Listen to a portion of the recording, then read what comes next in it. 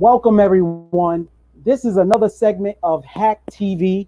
Is brought to you by the is brought to you tonight's sponsors is by the Flatbush Development Corporation in partnership with Safe Horizon, brought to you by the August Project. We are excited tonight. We have an amazing guest tonight, and we're going to be dialoguing on what is domestic violence. We ask that you get your pens and your papers and you join us in this dynamic conversation that we're going to have in empowering our community to rise out of this epidemic. My name is Pastor Rashidi Denton, and I'm the coach and founder of Feed the Fire Global, also known as PMD Advanced Consulting LLC.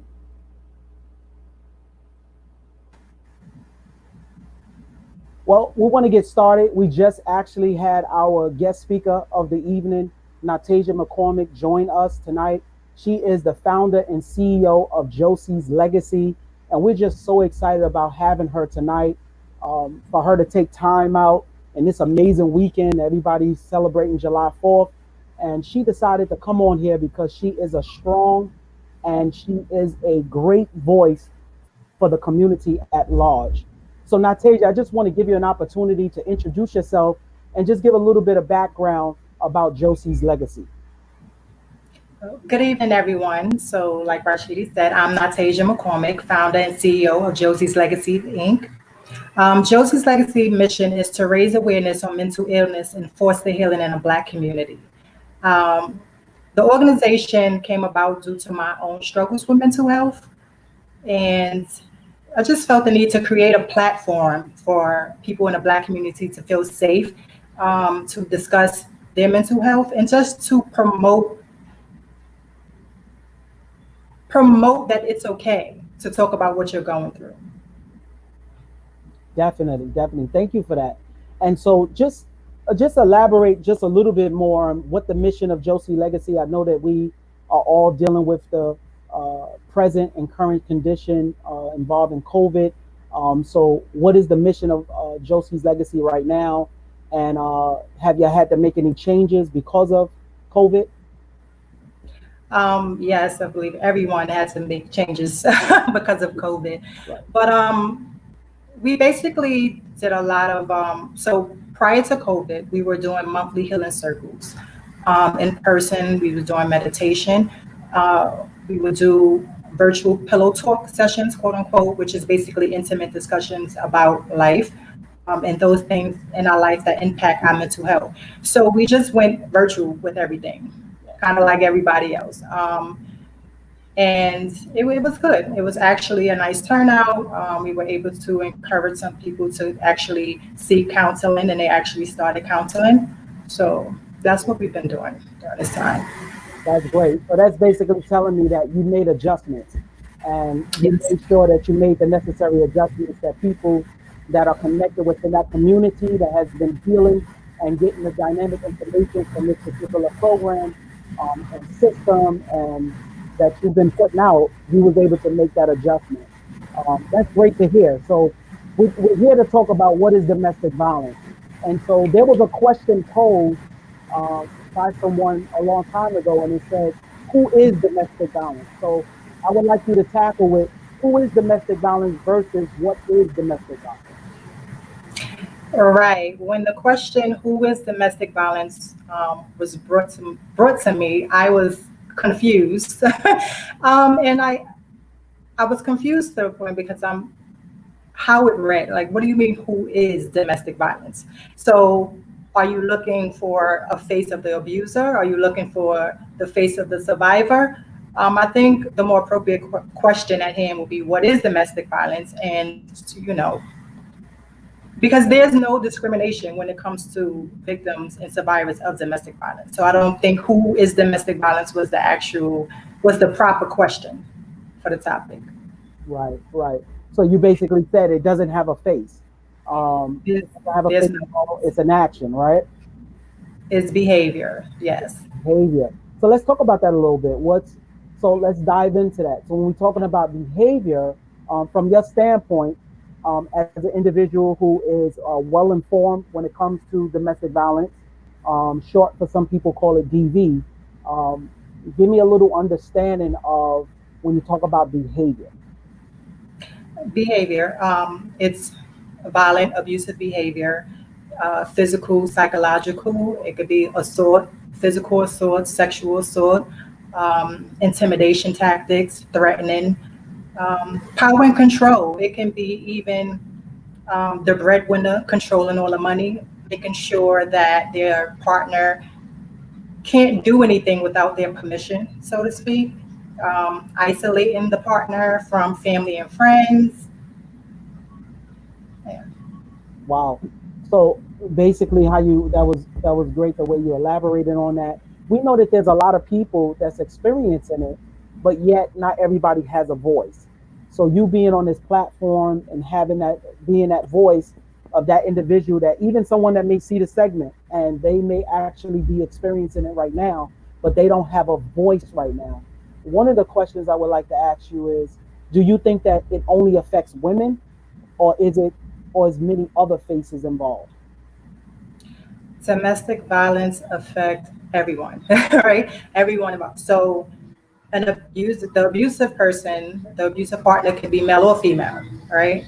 Um, we have men that are survivors. We also have men that actually lost their lives to domestic violence. It's just men don't speak about it as much.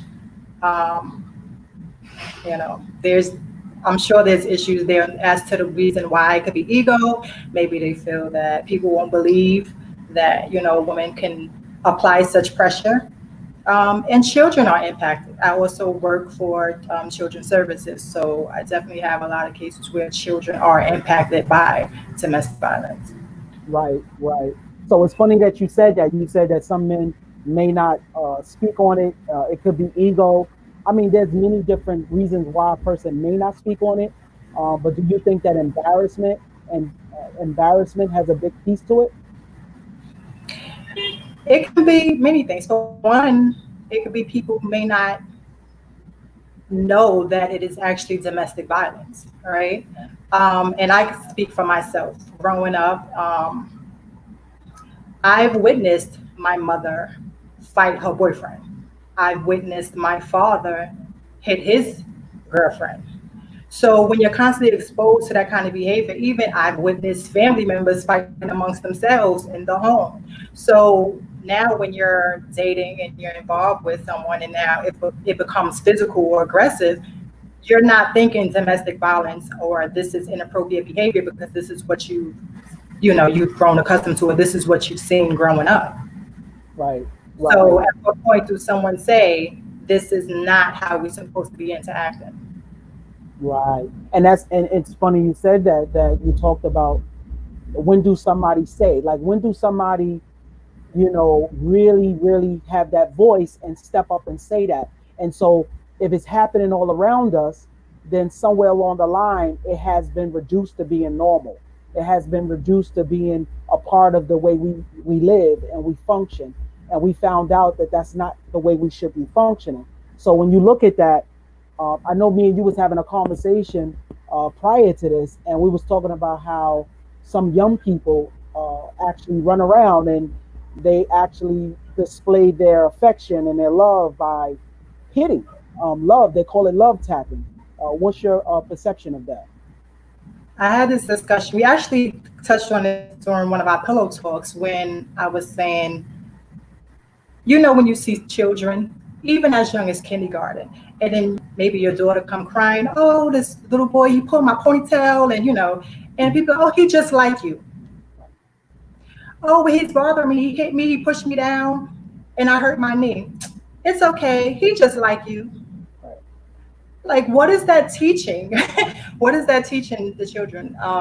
That somebody push you or harm you or hurt you some kind of way, that means that they like you. And so I feel like growing up, the kids, then the teenagers, they feel like he don't love me or she don't love me or she don't like me if they don't get jealous or get upset for whatever reason, if they don't put their hands on me. So they don't really see much wrong with it. wow, I feel wow. like it's reinforced very early. That's great. And that's great that you was able to touch on that. and you said that you discussed it in your prior pillow talk conversation. And I guess one of the reasons you call it pillow talk is because pillow talk kind of signifies what exactly? Healthy and intimate discussions. Right. Health- So Healthy and intimate healthy and discussion. intimate discussions about life. People automatically think pillow talk is just sexual, but the reality is in those moments you're being vulnerable, right? And that's your intimate moments. And so pillow talk is just having those healthy discussions about life. Right. So pillow talk is basically referring to the times when we're able to drop our guards. Men take their crowns off, women take their crowns off, the queens, and you're able to really share what your heart is really saying in those intimate. Right. Right. That's actually great. How did you come up with that particular concept? I don't know. That's a good question. It just came to me one day.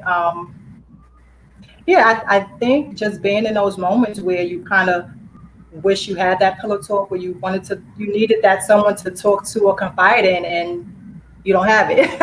And it's Right. not even about whether or not being in a relationship, because people are in relationships and still don't have that person to confide in.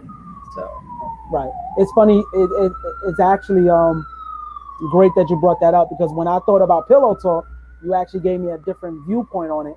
I always reduced it to just like a married couple, but pillow talk could be many different things. But you use it in a healing, in a positive manner, where it's not just someone just dialoguing about their day or just talking about maybe something that happened at work or something that happened in their passing in their travels. You're really talking about really opening up about those things that people normally sweep under the rug. And would you say that sometime even from the communities that we come from, sweeping it under the rug was maybe a mantra? It was something that people stood by. I say this to you that I generally remember being told that what goes on here stays here.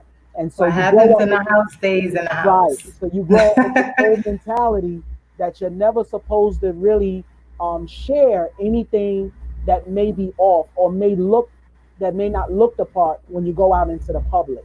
So what's your take on that? Let's take that back to the community where you're trained to not share things and you're trained to hide things. What does that look like? I also had a post about that, where Right, speaking about how we need to do away with that saying. I mean, I get it. I get it about confidentiality. I get it that everyone doesn't need to know what's going on behind closed doors, except for when you or a child is being harmed. And that's my point. So there has to be a cutoff point, right? There has to be a point where we say enough is enough secrets. Like this can't stay in the house, because it's keeping it in the house is doing nothing but causing more and more harm right, to the people in the house or the right. individual that's actually going through whatever it is that the family is trying to keep a secret. Right. And would you say that there's many people that probably wanted to say something? Maybe they wanted to have a voice, but because they was in an environment and in a community that trained them not to share and not to have pillow talk, that they basically digressed and basically just held it all in, and they couldn't see that resources that was around them, navigate the resources around them very well. So what would you say to someone who may have grown up in that type of environment and they really hold on to it? They feel loyal to that statement, keep it in the house. Break the cycle, right? There's a lot of things that we grew up with, and it was okay growing up, or that's what we knew. But there's a lot of things that no longer serve us, right? So we have to unlearn and relearn, and it's a process. It's definitely a process when you're used to doing things a certain way for so long. But we definitely need to break the cycle, because what happens is we grow up and then we pass it on to our children, and then they pass it on. So at what point when does it end? Right. So So that, right. So people are actually giving birth to the negative. They're actually leaving seeds around about domestic violence. They're actually feeding that seed and feeding that monster. Actually, I would say planting the seed and feeding the monster of that whole mentality to kind of keep it silent. And do you believe that keeping it silent also helps the victimizer to constantly stay strong at what they're doing, he or she? of course, All right, that's what they want. They want you to be silent. They want you to be afraid. Um, they want to keep you away from people who may notice changes in your behavior. So that's where the isolation coming at. Because even if you sometimes being in a situation you can't see it for what it is, but Mhm. those close to you can notice some difference in you. Like, you know, you're not as cheerful as you usually are. You're not hanging out as much as you used to. Like, what's going on? What's that on your eye? Like, why your eye looking funny? You know what I'm saying? So they want to keep you away from people who may be able to notice a shift in your behavior as a result of what's happening at home. Right, right. And so someone said that fear plays a big part in it, and we know that you kind of touched on that a little bit. And I was looking at something a few weeks ago. I do a lot of research, I do a lot of reading, and I work with a lot of young people. And I had noticed that, if I go back years ago when we was younger, I noticed that fear was almost taught. It was like, you didn't know that running out in the middle of the street that you would get hit by a car. You didn't know that if you take, we used to have VCRs, for some of them that's maybe on the live that don't know what a VCR is, but kids will take sandwiches and try to put it inside the VCR, or actually take toys and plug them into the wall where they didn't know that the socket can shock them. So it's a learned behavior, and it's something that you're taught. And we didn't have fear that way. So they taught us to fear, to fear certain things, to fear cars, to fear talking to strangers, but they didn't tell us to fear individuals who are trying to control you, or put you or expose you to domestic violence. Why do you think that is? Well, we were taught if somebody hits you, hit them back, right? So I that was the mindset. Right. There was no distinction as to whether male or female. If a man hits you, there's a difference versus if a woman hits you. It's if someone hits you, you hit them back, Hmm. and that's what we went by. And so a lot of people, well, let me not say that. I feel that people don't realize or accept the term domestic violence because they were taught that. So if I'm in a relationship and my partner hit me, I'm hitting him back. He's not just whipping on me, so it's not domestic violence because it's mutual. But it is domestic violence. So again, it's about getting people to understand what it is, and that the woman can be the aggressor as well. Okay. So that you mention that, because usually on these types of platforms, and I wouldn't say every platform, but they do highlight. And I know you like you said in the beginning, you said that domestic violence has many faces. So you didn't leave it to the woman, you didn't leave it to the male. You also touched on the fact that it's actually happening with our children, it's happening with our teenagers. So you basically said that this is actually an action that is traveling through different age groups, different sectors, different cultural backgrounds, and it's not just reduced to. But when it comes to us as a people, within, let's just talk about the black community in a whole. Like you said, if you was told if someone hits you, you hit them back. And so does hitting always involve physical hitting? How do you hit back without hitting physical in the domestic violence situation? Verbally, emotionally. And I would hear men say, especially with black women, our mouth, like we get loose with the mouth and we hit below the belt and things like that. And I feel, and not justifying and not saying that it's okay, but I do feel like sometimes that's the case because the man may power you physically. So you feel that's the only way to get him back. And it's not okay either way. But if you can't beat them physically, how else are you going to do it? But then the whole cycle is toxic because why do you want to cause harm to someone that you're still with and supposed to love and you're supposed to build a life with? But this is the cycle that you're going through.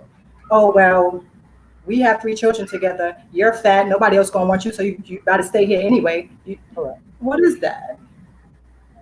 So I heard you slip in that word love, and you're right. What is that? So the love factor is distorted. What does it look like? I had the great opportunity of marrying a couple last week, and one of the things I said to them was, uh, I said, I want you to understand that I don't want you to get rid of anger. Now listen to this. I said, I don't want you to get rid of anger. I said anger is a natural emotion. And of course, people are looking at me, they're gasping, and I said, it's how you channel your anger.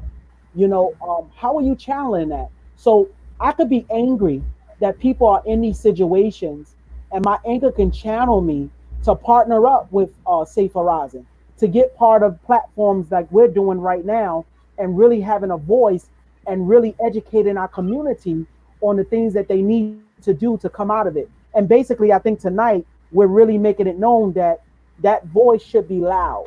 That voice should be so loud that everybody hears it, and people do not, and the people that are silent can hear that voice, where now they can say, I feel comfortable enough to go out there and say something. So I told them, it's how do you channel your anger. What's your take on that? Do you agree with that? Do you disagree? um, and the whole premise of me telling them is how you channel your anger, because I want it to be realistic, that you actually can have a situation where you disagree with someone, but in your disagreement, and you could be angry about something, but it's how you channeling it. What's your take on that? No, you're absolutely correct. Anger is it's natural. It's a natural emotion.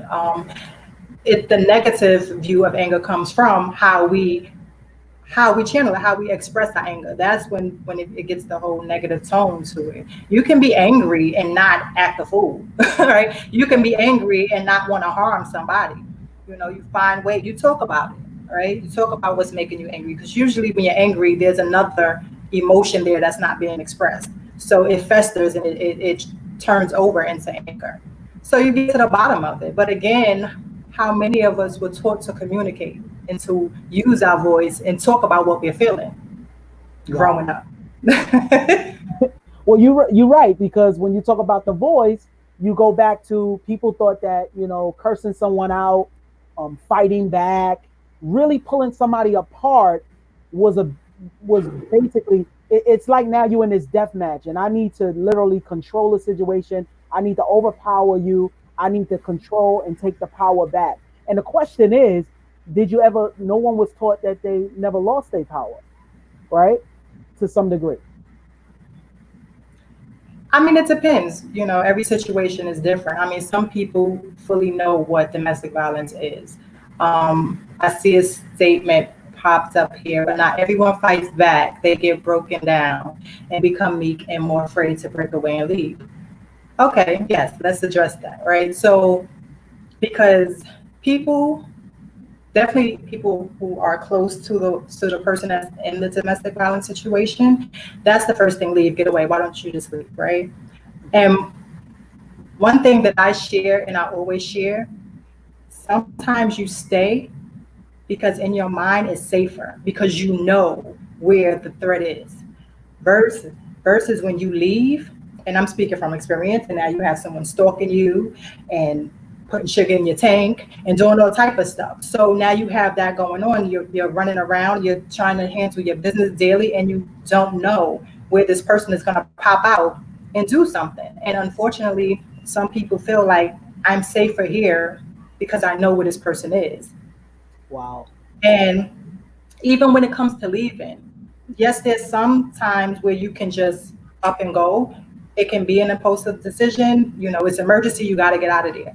And then there's times where you need to be strategic about it, depending on how extreme the person is. And then you really never know how far a person is going to go. So you really can't gauge it. So sometimes you really need to be strategic about your exit plan, because your safety, like domestic violence, that person, their behavior escalate when you leave Okay. most of the time. It's not once you leave, oh, okay, she's going or he's going, I'm done. No, they coming after you.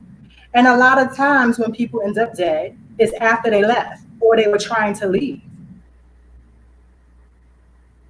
That's a great insight on that, because you're absolutely correct. They become more violent when a person leaves, because now that control is being broken. And what you said, I think, is very important. You said a strategic plan. So uh, we didn't want to switch to that level at this point, but when you talk about a strategic plan, right? So what does that look like? What is the strategic plan? So we're talking about, we just talked about people not having a voice, people being growing up in a community that actually warrants you to fight back, but hit each other, and that whole premises of what domestic violence stands for is actually being shadowed. And when it becomes alive and it becomes a full grown, active situation, how does a person create a strategic plan on that? Well, they usually don't do it alone, right? So at this point, you have to find someone you trust, right? And they have like, well, now, and even back when I was going through it, Safe Horizon was around then. But whether you go to a family member, a friend, you have the discussion, you plan it out. Because going to a place where that person can follow you is not really the safest plan because they're gonna come looking for you. So you have to figure out, and then if you have children, they know what school the child go to, right? Right, They know the pediatrician's office. So even if you have to change all of that in order to actually attempt to be safe from this individual. So there needs to be a plan if it's that bad, right? But how do you know whether or not it's that bad? Like in my situation, I've had two experiences. My second experience was around 24, 25. When I left the relationship officially, he shot up my apartment while I was in my apartment, right? Shot it up. Now, yeah, I would have never expected that, right, from this individual. sure. He was not a street person, but like I tell people, emotional people are just as dangerous. They are unpredictable, and you don't know how far they will go. So again, you have to have a plan. Now he felt comfortable doing that. I wasn't living on Gates. I wasn't in my comfort zone.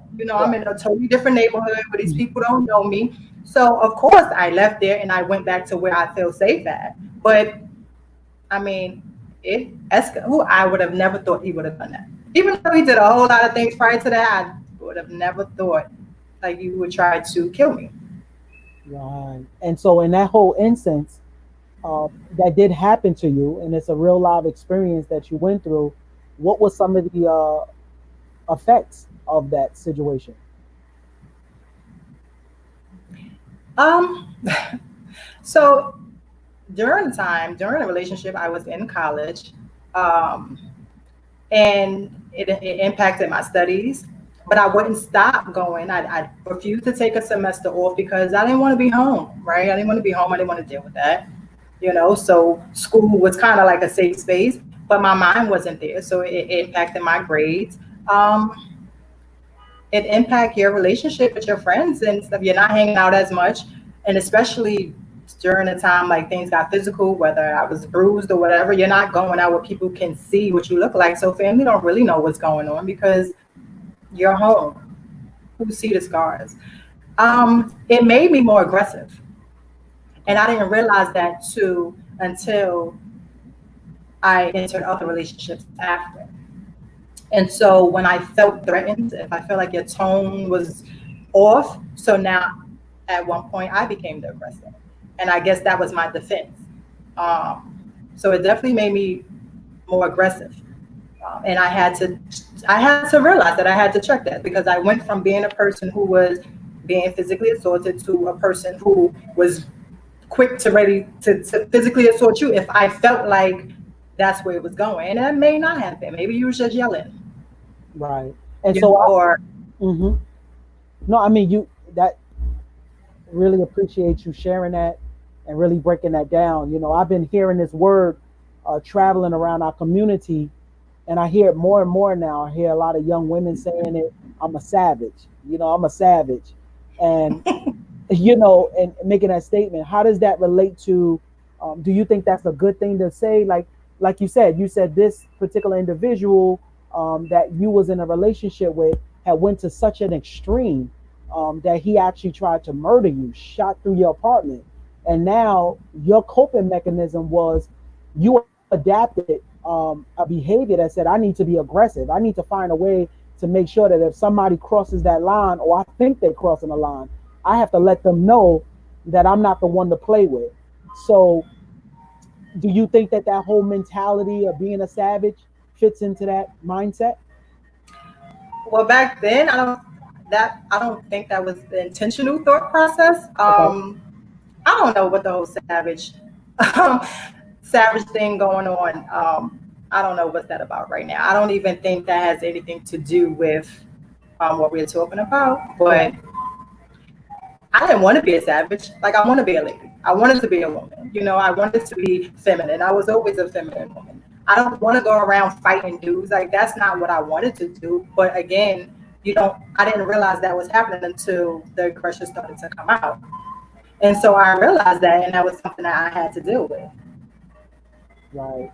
Right. So it was a coping mechanism. So how did you start to recognize the changes? Like you said, I wanted to be a woman, and I'm like saying to myself, it's when those seeds are planted and those distractions and those things get in front of you and it starts to be a little fuzzy and you start to lose your sense of what relationship is and what love really is and what love stood for. I've heard people make statements and say, well, I'm not going to be nice anymore, I'm not going to let people take advantage of me no more. And it's almost like they're altering and changing who they was meant to be. And when you allow someone to change and alter, do you believe that in these situations, does it actually starts to change and alter your original purpose and who you was? Because if you was a nice person and a generous person and you love helping your people and your community, do you now pull back those attributes and start to now put the wall up in the defense of? Some people do it intentionally. Some people do it unconsciously. Like, I mean, for me, I've had someone tell me, don't change who you are. Don't stop being who you are. You just can't be that person to everyone. And so once you realize that, I don't have to stop being nice. You have to create boundaries, right? When you see a person, I'm not even going to say a person is not worthy of it because it's not even that. When a person has no respect or boundaries themselves, then you can't even engage. Like whether I'm being nice or mean, that's just who that person is. So at this point, it's just time to disconnect. So why change who I am and become this hardened heart woman running around angry? Like who is that hurting in the long run? Wow. Me. Correct, correct. And when you said the word disconnect, somebody put on there, hurt people, hurt people. Someone actually had chimed in and they asked the question, how can people who are not experiencing domestic violence help someone who is experiencing it? So there are people that's around, there's people that's around you. Whether you disconnected yourself or not, you start to disconnect from the people around you, you start to disconnect from the resources around you. And why do you think that is? Are you starting to now change who you are to the point where you don't want to go back to being that person again because you feel that that person allowed you to be in that state? Or what's your whole take on that? Say that again. I'm sorry. I was reading a question and then I got Yeah, I distracted. was saying, so someone had asked a question, how can people who are not experiencing domestic violence can help someone who is? But I was saying in correlation to what we was already talking about disconnecting. I was saying that, Mm. people start to disconnect from people, they start to disconnect from their resources. So how do someone help a person who has disconnected from their community or people who love them? Pay attention, right? So that's the first sign. Well, that can be the first sign. The disconnect. See, a lot of people take things personal, and especially when you're younger, you're automatically thinking somebody's acting funny. They don't want to hang around. They acting funny and all this other stuff. Instead of trying to figure out why is my friend or cousin or niece or whoever so distant all of a sudden. This is not typical behavior for this person. Check in. And not, I mean, yeah, we have FaceTime, and honestly, like I had a situation with a client where she was ducking my video calls. And I'm like, why are you avoiding my video calls? And she kept texting me back, oh, something came up. So, and I'm like, no. And I did a pop up visit. Lo and behold, black eye when I get there. So if you have someone in your circle that's all of a sudden acting funny, kind of pro. I mean, you have to be gentle with it because it's a sensitive situation, right? You have a person that's dealing with some serious stuff and they're going to be on edge. They may not want anybody to know, right? Because you're embarrassed, maybe you're ashamed, you're into now, who knows? But there's a lot of emotions Mhm. going on, there's a lot of thoughts. So you check in, you ask questions, not just the typical how are you doing, because we are, I don't want to say trained, but we are definitely conditioned to saying we're good, we're okay, even when we're not. I'm fine, but just try. Hey, let's meet for lunch. They're not going. If you have that relationship with a person where you was popping up before, if that's your friend, y'all close like that, and you feel like something is off, swing by. Swing by to see what's going on. Maybe invite them, have brunch, lunch, or something, and just kind of gauge it out. Well, how's things going between you and so and so? How he's been acting? Just listen to signs. Like, it'll come up. A person will open up slowly but surely. Like, you're not looking happy anymore. How's everything at home?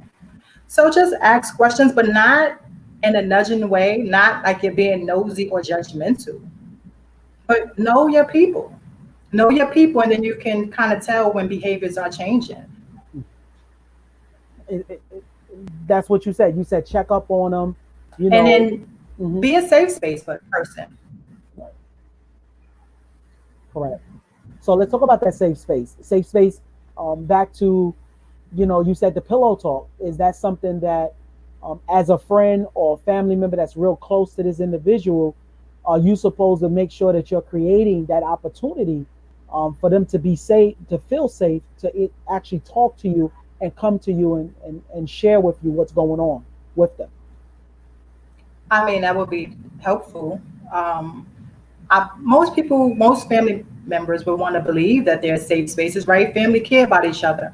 But at the same time, there comes judgment and all that other stuff with it, right? And then also the desire to act and to get involved is heavy, right? Because it's family, and now you feel like somebody's hurting your family. So of course you're like, no, you need to get out of this situation, or you want to get involved or get in the mix of their situation. But again, safe space, right? So talk to them, try to get some understanding to where that person head is, right? What's going on? How extreme is the situation? Make them allow them to feel comfortable with even opening up, right? Because if you start coming off judgmental and coming in too hard, they're not going to tell you anything, and talk to them about a plan, right? Because people say, well, you could come stay with me. That may not even be the safest option, because that person most likely would know where the relative live at.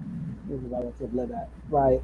And like you said, how do we create those safe spaces and really listening? I heard a statement you said, or a word that you said that really resonates, and you said, "Don't be judgmental."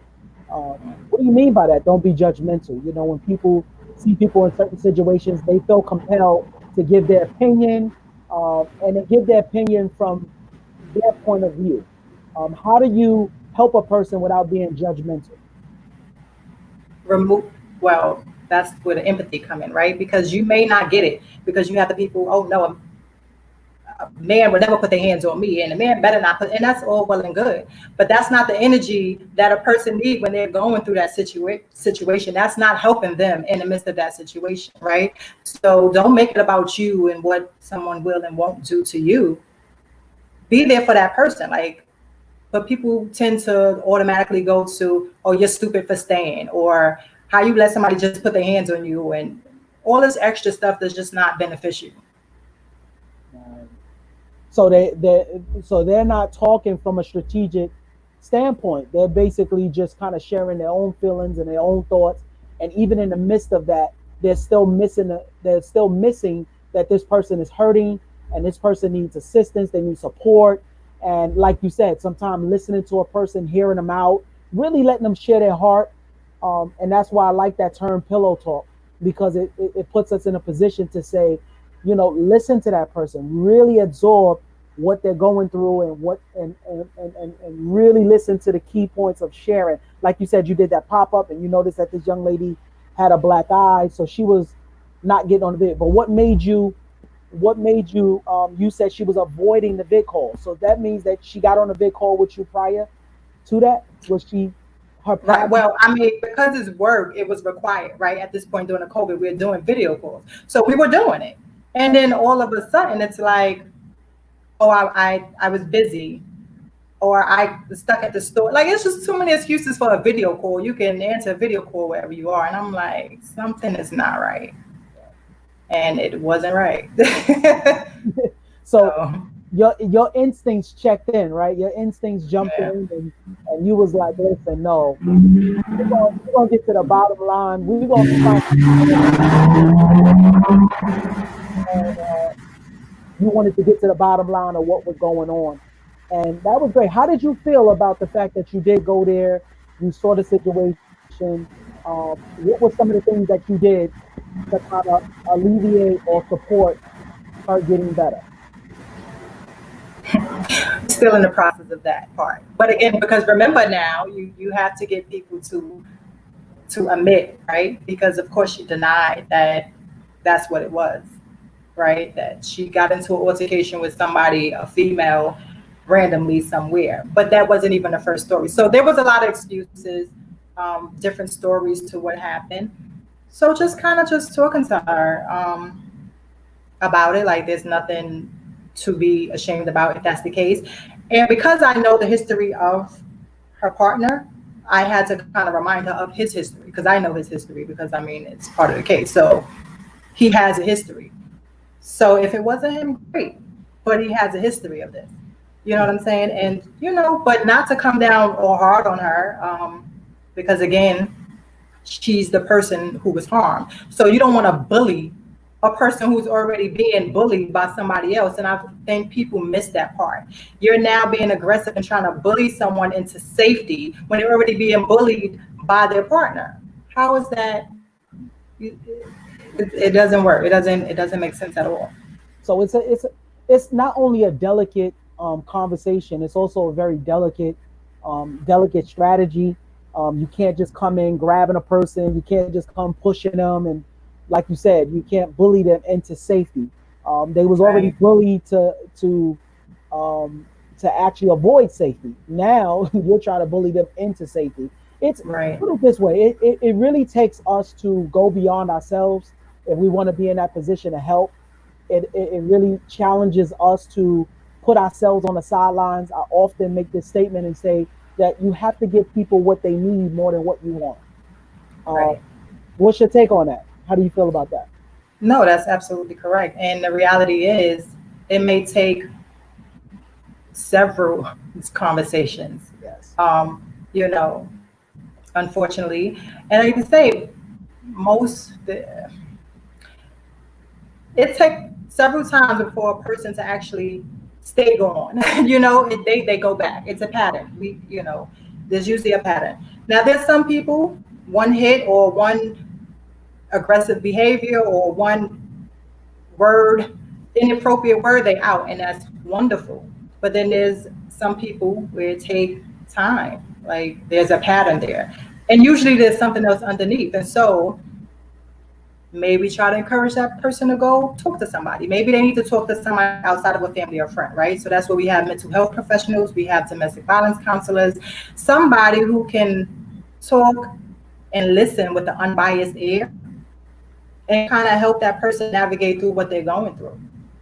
Right. And so you brought up these professionals. And so there are individuals who specialize in those particular areas and they understand how to put together the right plans, not just a plan, but the right plan, because people need right plans in those particular instances. So let's just transition a little bit as we come to a place where we're narrowing down towards um, the end of the conversation. Just want to know from you now. You made a statement. You said that you've been in it twice. You first talked about your experience where you had a perpetrator actually literally try to cause your demise. Uh, Talk to me. Do you have another story where you found yourself in that situation, and what did it look like? Was it like the same? Was it a different aspect, or what? Well, that was actually my first situation. The one that I spoke about was the last one. So my first experience was I was 16, and he was older, and that in itself already kind of set the tone. So you was 10 years my senior, so now you feel like you have that control, and you want to control what I'm doing and who I'm hanging out with and who I'm seeing and things like that. And it escalated. It got violent. It also got to the gun threats, but it didn't go to the point of actually shooting at me. But Right. so that was my first experience then. And then at 16, and my second one was from 24. And then I left that situation. Actually, when he shot my part, it was 1 month before my 26th birthday, literally. I'll never forget the date, April 8th. um, Okay. so, yeah. So, so in that instance, when you talk about you experienced that as a teenager, wow, it was early. And so you probably haven't been the only young lady who's experienced that. What would you like to say to the young ladies that may be listening to our live who are in that situation right now, or maybe experience? Because what you said was the person was actually older than you. That seems to be a common practice, somewhat in our communities that we've experienced growing up, where you have these older individuals, older men, always trying, talking to younger ladies, and that those things seem to play a part in it. When you look at that whole aspect, what would you want to say to a young lady? Maybe there's a teenager on here now, and she's listening to Natasia McCormick, who's the founder and CEO of Josie's Legacy, and she's resonating with you. What would you like to say to her? First and foremost, that is not love, right? There's no, you don't beat on someone you love. You don't attempt to control someone you love. Like, it's just not love. And you deserve so much more than that. And I know it sounds so cliche, but the reality is they need to know, like, there's nothing that person is doing for you that you can't do on your own or find somebody else better to do without them physically or emotionally harming you. Right. Talk to someone, find safe space. Like, even if you're not sure, maybe you're not sure that you're actually in a domestic violence, talk to someone. We have the hotline going across the screen. You can talk. They even do the survey, the checklist at the doctors. GYN, when you go to the doctor, they usually have that little question, is anybody harming you at home? And if you're a teenager, Child Protective Services, there's just so many, many avenues to go to. You can even DM me. Like, you can send me a message. Let's talk. Let's chat. You not sure? You unsure? Let's talk about it. But that is not love. And I'm talking to the young ladies and the boys, right? Because the little girl grabbing all on you and beating on you and punching you in your face and snatching you up and throwing your phone, that's not it either. Like, I hear people feel like I've seen the memes about, oh, she's pretty and crazy, like, and things like that. Like, the Yes. behavior is not okay. And that was the reason why I know we didn't take time out and we didn't want to break it down, but that's why I brought up that whole concept of being a savage. And although it may mean something else, it's unfortunate that because we grew up in those environments that fostered something that was behind the scenes that we didn't know about.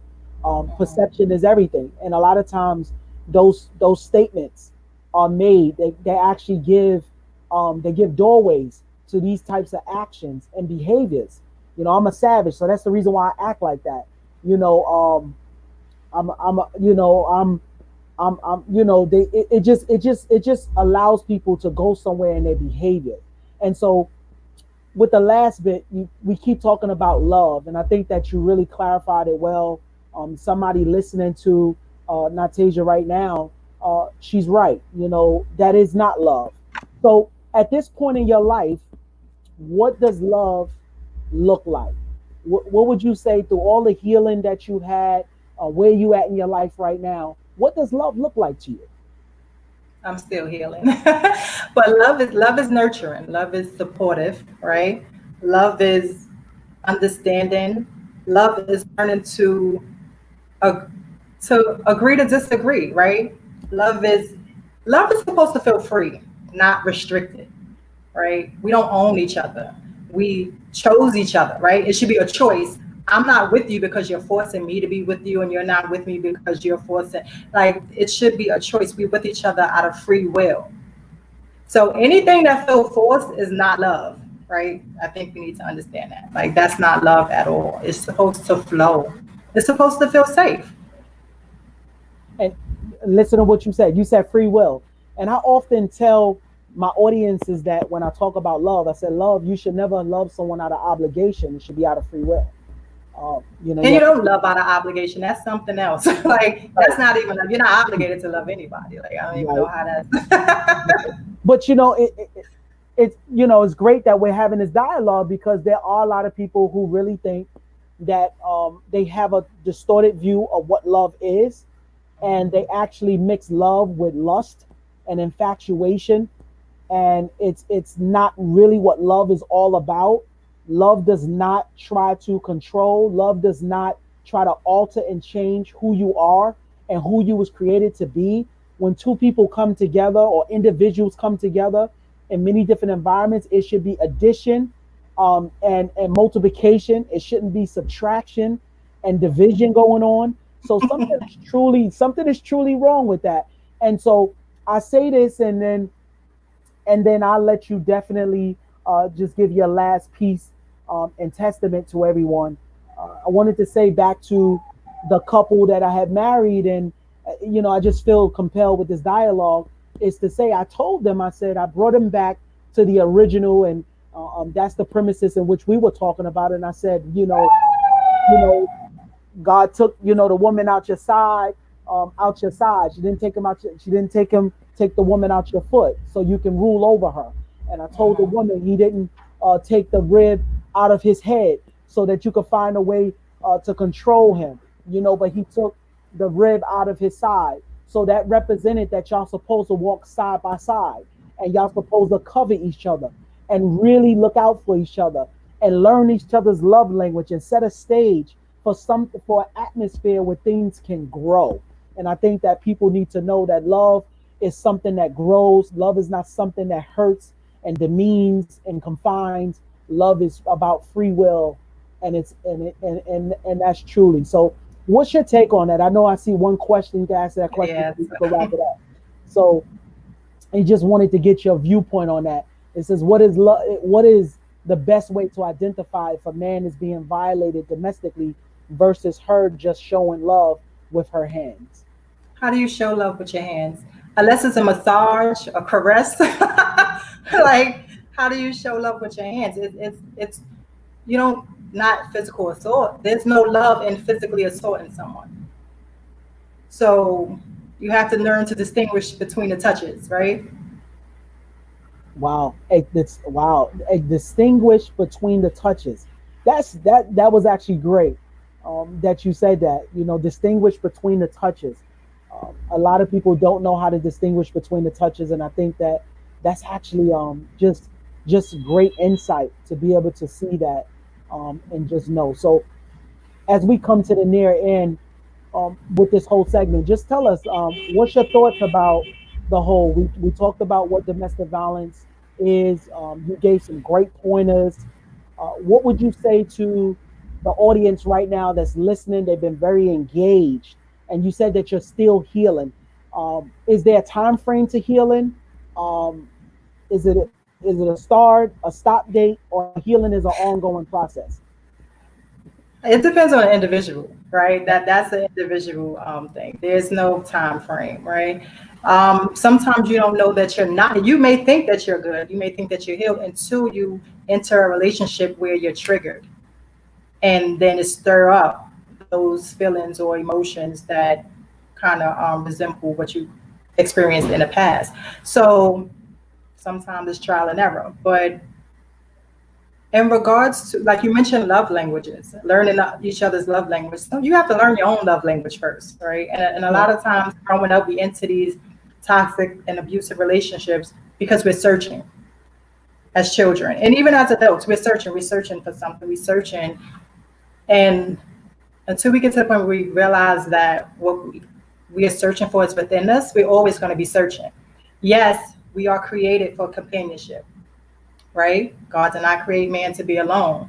However, we still supposed to find some type of wholeness within ourselves first. And we coming out of homes where we weren't taught that we are enough as we are. And so we go out looking for validation and love everywhere else. And then we get into the hands of these other people who don't know how to nurture and to cultivate a loving relationship. Right. So it starts within and take time. Like once you realize you've been in that kind of situation, you have to. It's time to take a pause and do some reflection. Again, not saying it's your fault at all, but you need to pause now. You need to pause and just give yourself time to breathe and process everything that happened to you. Well, Natasia, we really thank you for coming on here, being a resounding voice for the people at large that may not have a voice or may not think they have a voice at all. You definitely let them know that they do have a voice and their voice count. We thank you so much, Natasia McCormick, for everyone who, if you just chimed in, she is the founder and CEO of Josie's Legacy. Um, Natasia, can you tell them how they can reach out to you and stay in touch with you?